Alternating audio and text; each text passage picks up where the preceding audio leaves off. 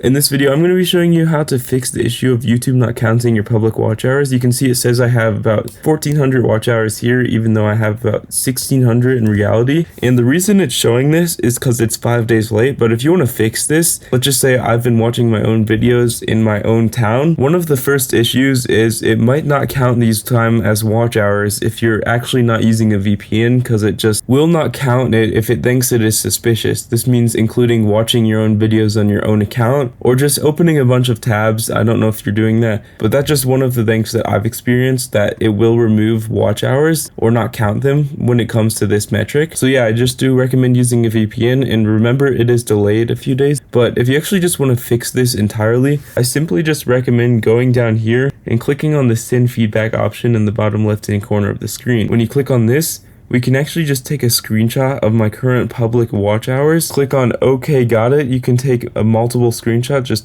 capture the screenshot like so. Click on allow. And as you can see, we want to describe our issue with our feedback. In this case, I just wrote YouTube removing public watch hours. I have more than 200 public watch hours on YouTube that they removed. And could you please help me fix this? Now, the reason I'm saying this is because this is the real information. I was looking at my analytics earlier, and from today and yesterday, they removed that many watch hours. Now, whatever it is, you don't have to be exact, but you can just say YouTube removed public watch hours. And you can even highlight this info. I'm just going to make a little box on the watch hours right here, like so. Click on done, and you can see that is the highlight like so, which means that's what they're most likely to see and going to focus on when they actually see this issue. And you can see it even reworded the phrase up here, YouTube removing public watch hours. And once you do that, you can actually just select this box to be emailed for updates so that you can get this issue fixed fast as possible.